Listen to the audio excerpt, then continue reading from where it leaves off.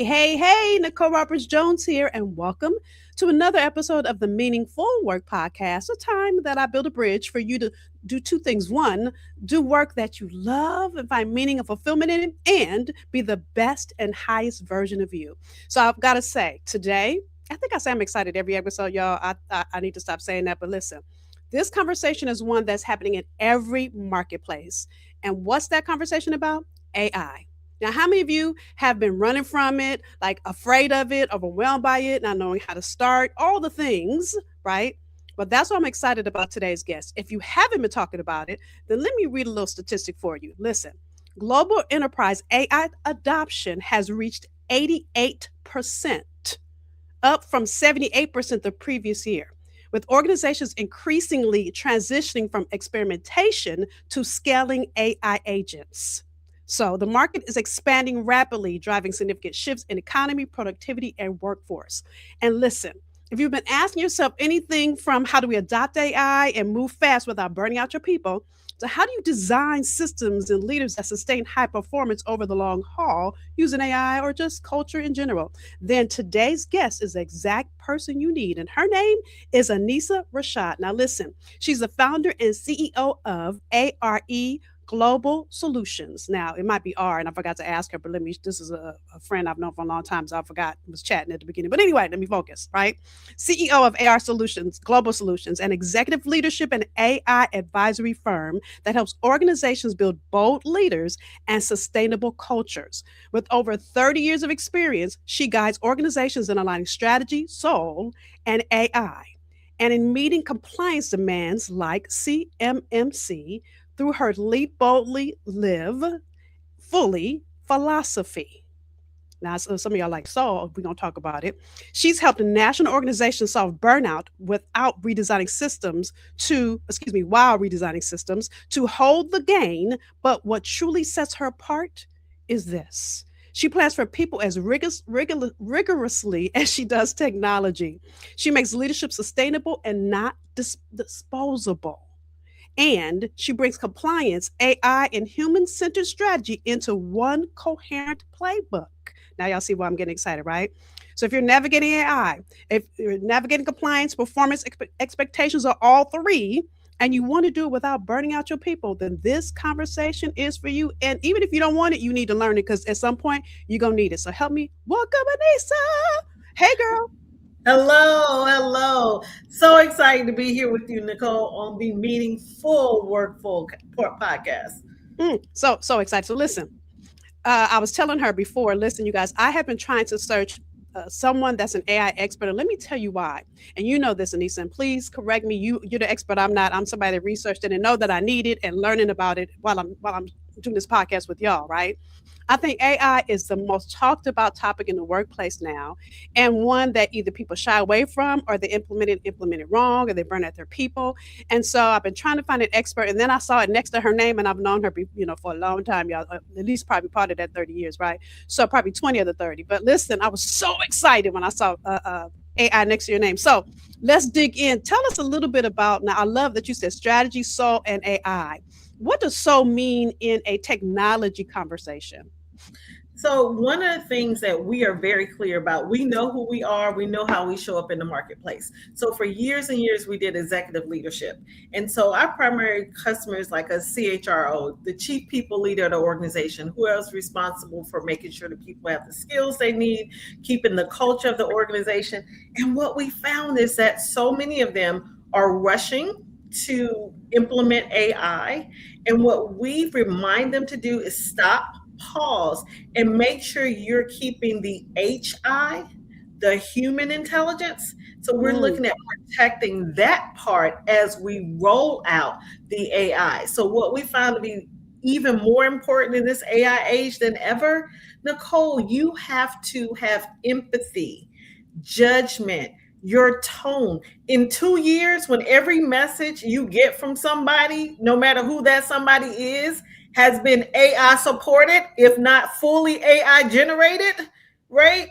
When that happens, when it becomes this big fog in the marketplace, that empathy, judgment, tone, the HI, the human intelligence that I speak about, is going to be more important than ever. And so when we talk about the soul, we're talking about keeping it human centered. Ooh, AI supported, we love it, but keep it human centered. so good, so good. I love AI with HI. Come on, y'all. Look, if you haven't trademarked that, girl, you better go trademark it. It's so good. So, for organizations that are just starting out, right? What are like the three questions leaders should ask themselves when they're investing in tools or piloting AI in their workplace? I mean, start with your head, right? What is the problem we're trying to solve, right? What is the problem? All people are so excited about AI. Companies are allocating budgets, sometimes large budgets. We'll sit down with companies who've allocated a large budget and they want to roll out on a project. And I stop them. Not that I don't want the work, I don't want the business. We're going to do something for you.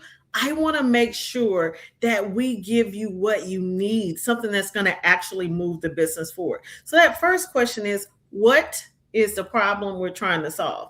Then the second question is there something that's causing our people either a huge administrative burden, but maybe not giving us that much impact? We're not getting a lot of bang for our buck. It's exhausting our people, but we're not getting a lot on the back end, right? And so look for problems that you could solve that can help bridge that divide, right?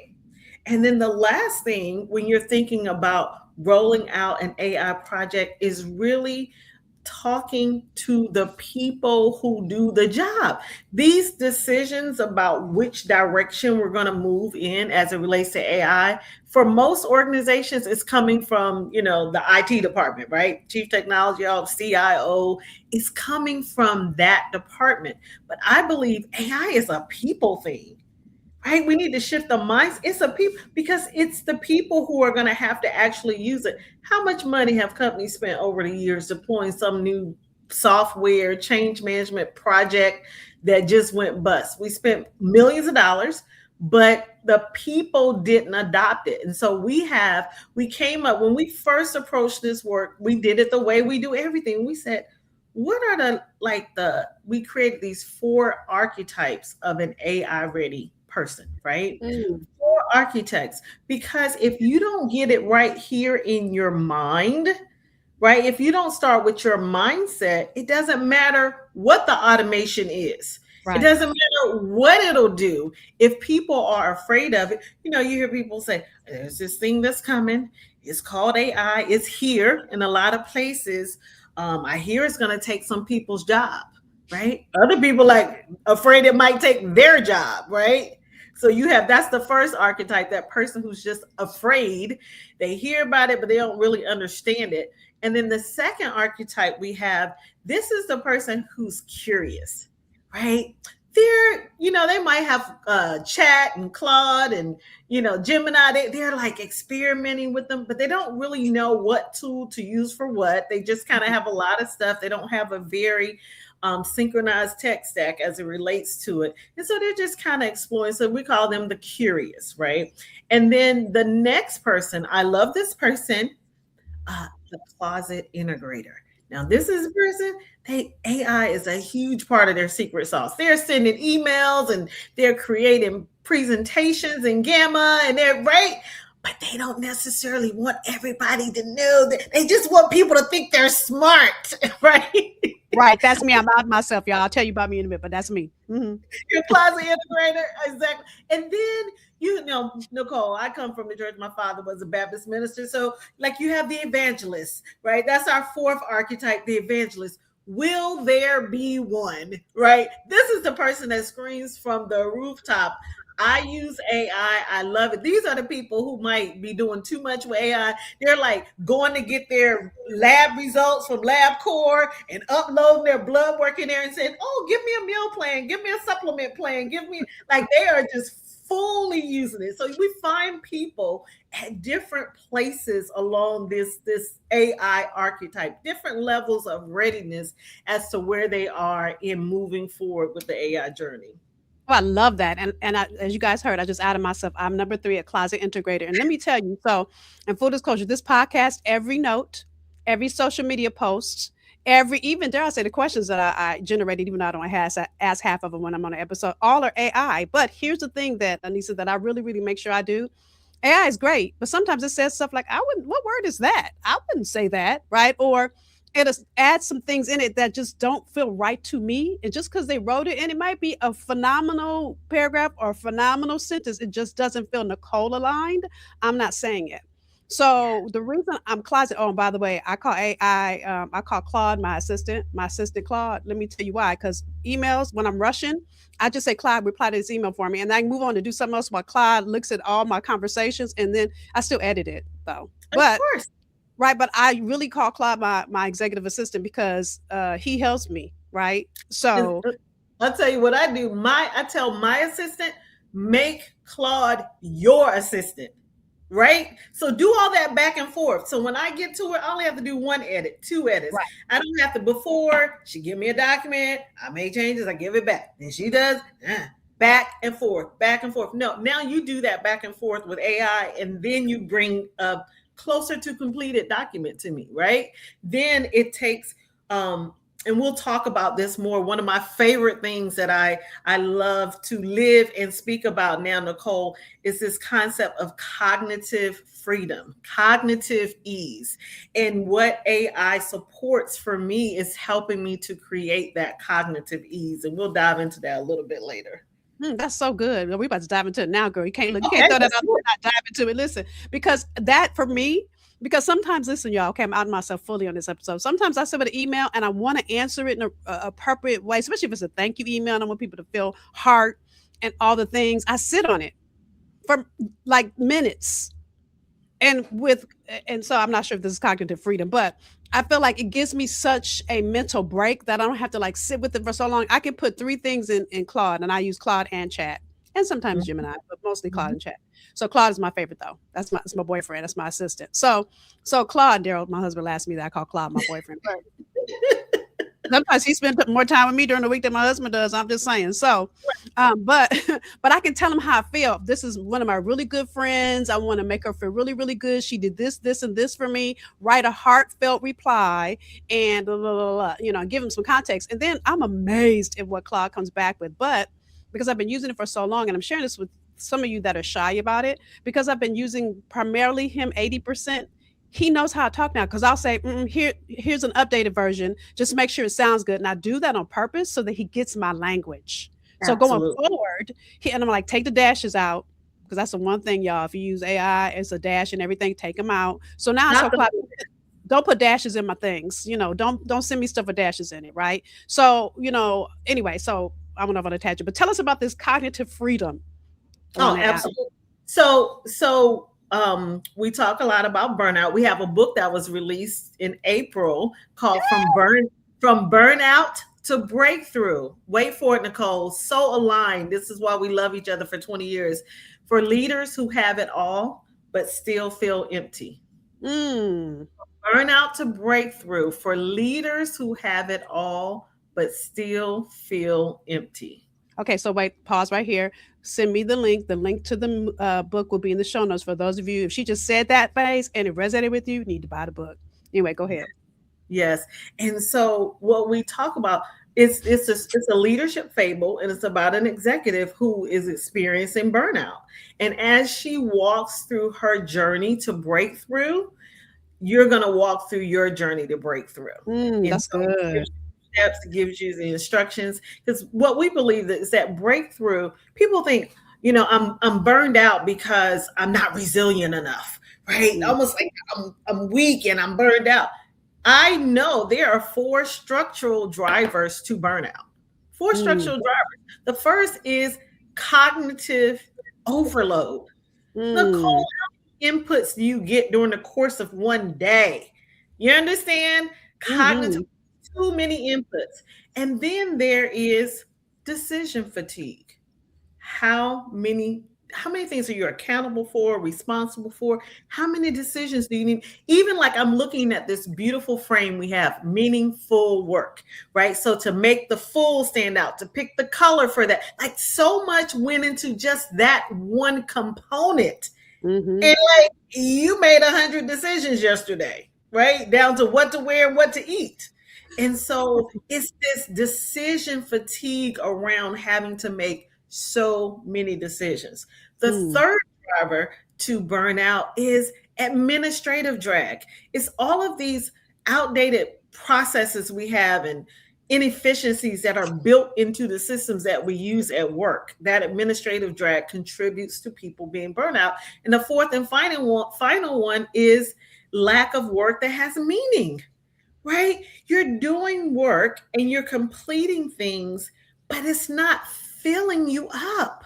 You're not getting full from it. It's not sustaining you. I always talk about people really want to do work that fulfills them. And I say it fills you full, right? Fulfill you. It fills you full of things that matter, of things that are important, of things that make a difference. mm. That's what we want. And so those are the four structural drivers that we talk about that contribute to burnout.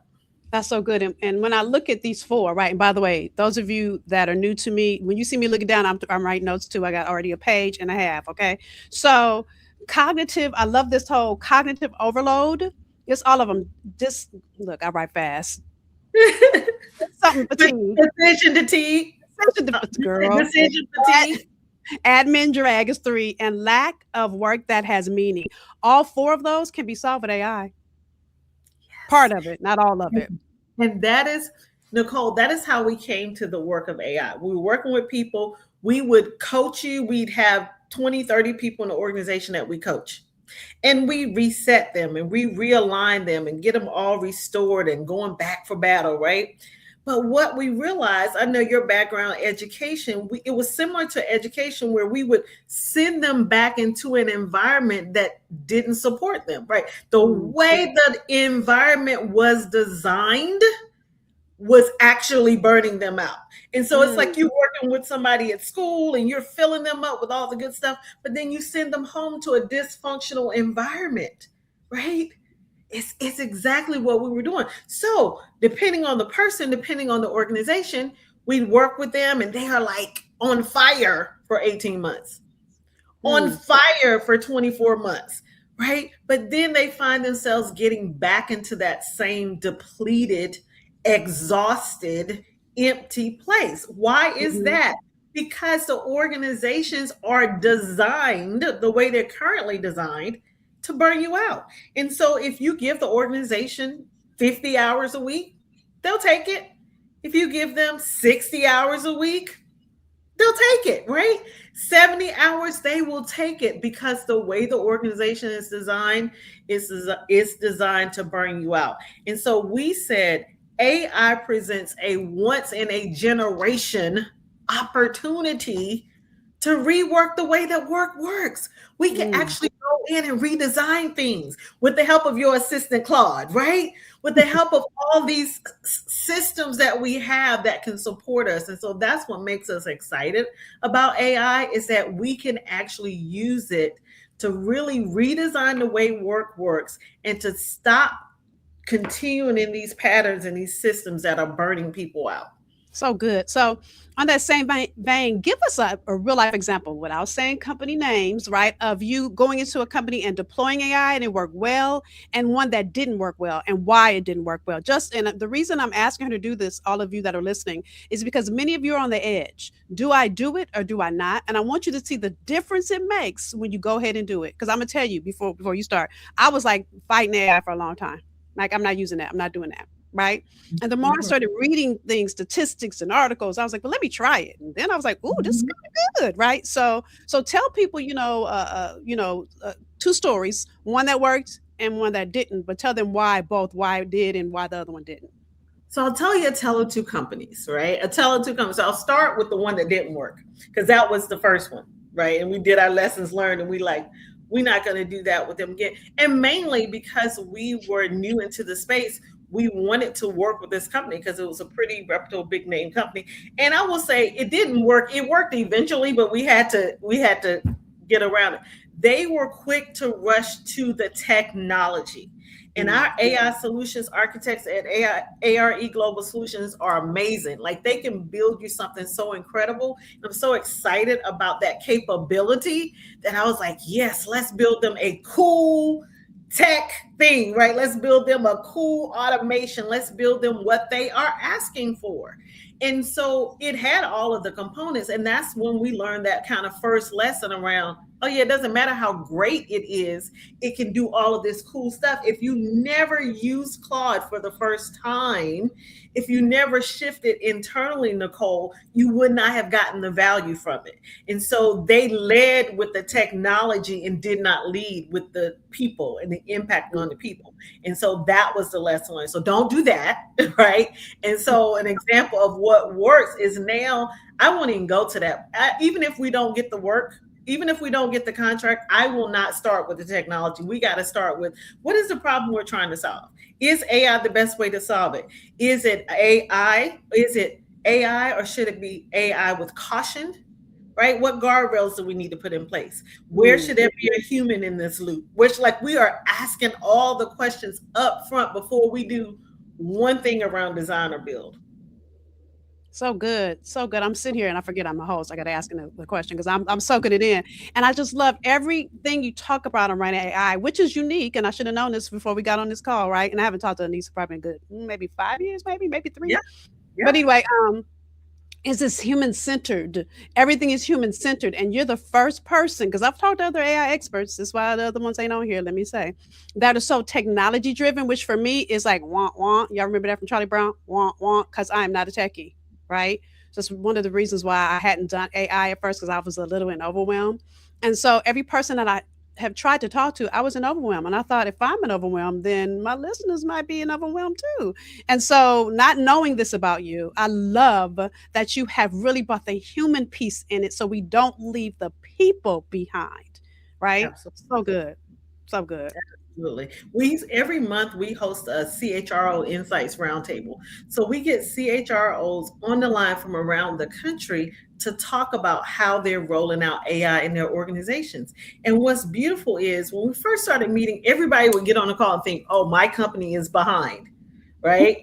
As we started having the conversation, they realized that people, large companies, small for profits, nonprofits, people were in all different places. So it wasn't a behind.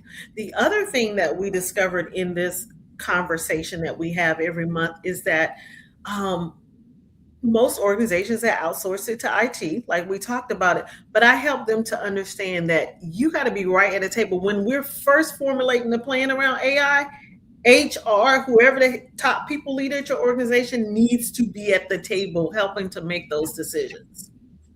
So good. So good. So, for all those that are afraid that they're going to lose their job because AI is coming, guess what? It's not coming, it's here, right? What advice would you give all those that are afraid of AI taking their job? So this is what I stand firm on. You are not going to lose your job to AI. You are going to lose your job to someone who understands how to use AI to do what it is you do. You understand? So it's just like the equivalent. It's the equivalent of this, Nicole. Remember when email first came out? People were like, "Oh my God, those postal workers." If we start sending emails, all of those postal workers are going to lose their job. Like, Right. listen to that in 2026. It sounds preposterous, right? Like, it Hmm. makes no sense. And it's kind of the equivalent. If you are in 2026 saying, "I'm not going to use AI because of this or that," it's you got to. It's where it is, it's where it's going, and it's just sticking your toe in the water. I love, because I am an evangelist, will there be one? I spent time when I went to my college undergrad homecoming with my sorority sisters' parents, 84 and 86 years old, sitting there with them, moving them from the place that AI is the reincarnation of the bad person, right? Like, no, to like having them find a practical application for their life. So I used it on their phone. So I helped them download Chat GPT for the first time on their phone and had them do searches around things. And before I left, she said, for weeks and weeks, they would call her and ask her different questions about AI. She said, "No, Anisa opened this can of worms call Anisa and have her explain. She said, "Why did you get my parents on AI? They are hooked." But isn't that beautiful that at 84 and 86, they Yeah. can find practical application for their life? So I'm telling you, if they could do it, if you are coming anywhere along the ranks, you can do it too. That's so good. And even as you just told the story about email, right? I remember y'all, okay, so I'm out myself. It must have been 1996, and I had just started grad school. Now, mind you, I was an older grad student. Everybody else was probably in their early 20s, and I was in my late 20s. And I was scared enough, Anissa, that they said everybody takes notes on a laptop now. Laptop? I don't have a laptop. They don't take notes in a notebook. I already felt old because of that. Then they kept telling me they mailed my whatever it was. I can't remember registration, whatever. And I was like, I didn't get mail. They were like email. I was like, okay, I didn't get the mail, right? Because I didn't hear the E in front of the mail, right? I was an old Right, student in the right. class. And for months, I fought it. Like, can't you just send it to me in the mail? Like, I was not trying to learn email.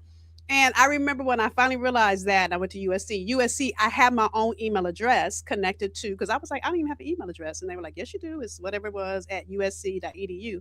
Oh, and I remember when I finally got on, how easy it was. But I had been blocking my own self because I didn't know, and I had been using the antiquated way at that point of what I had already known how to do. And so I think this conversation, and I'm saying this with love, as Michael Jackson would say, with LOVE, is it's not about you not knowing, it's about how will you learn to do it in a different way.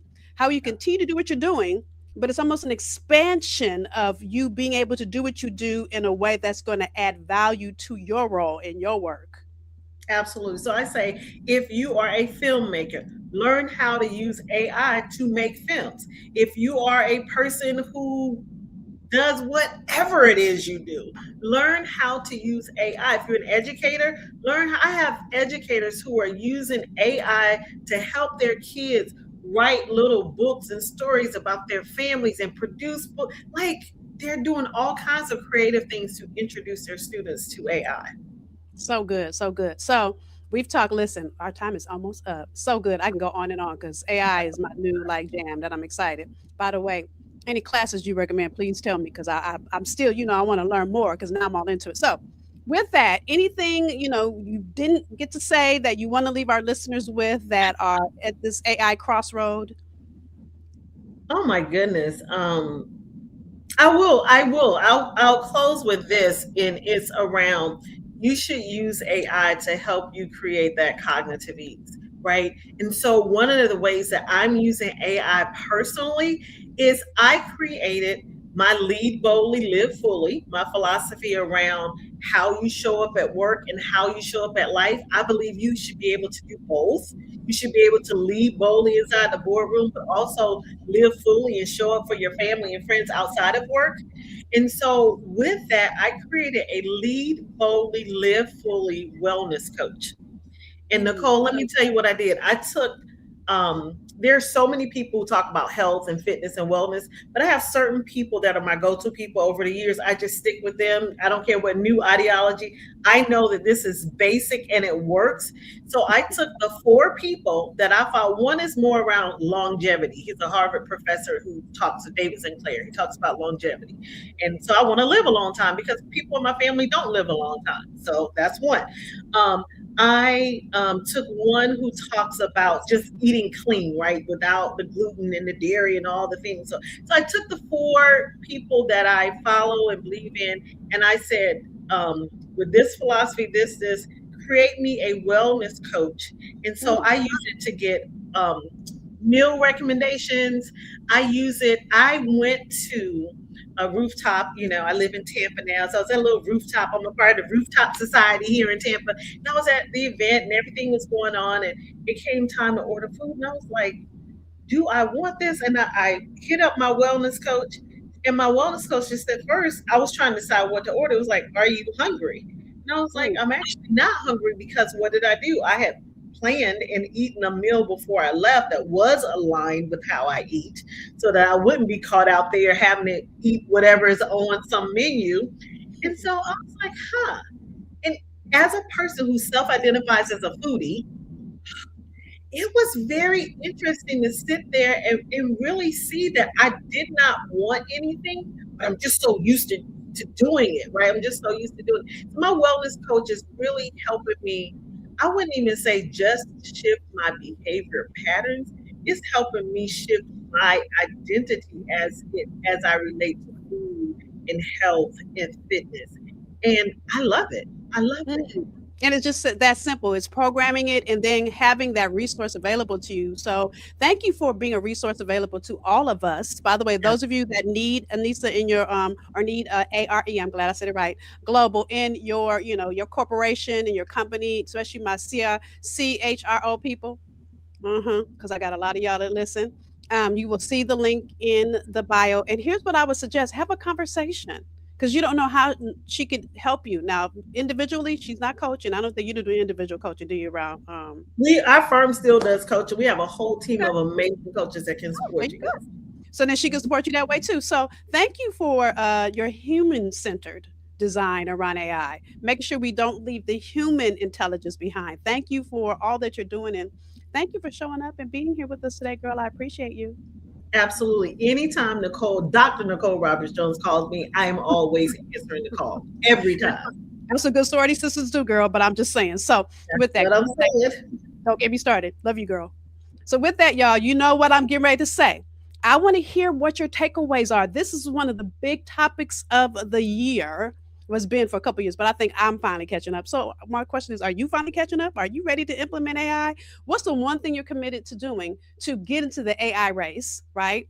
And then again, in the show notes, if you need support, reach out. Let AR Global Solutions, if I'm saying the right name, but y'all know it'll be in the show notes, support you, right? So I want to know the one thing you'll learn and one thing you'll implement. Second, share the episode. Somebody in your network definitely needs this insight, right? And with that said, join us for our next episode. Thank you for being here. Bye, y'all.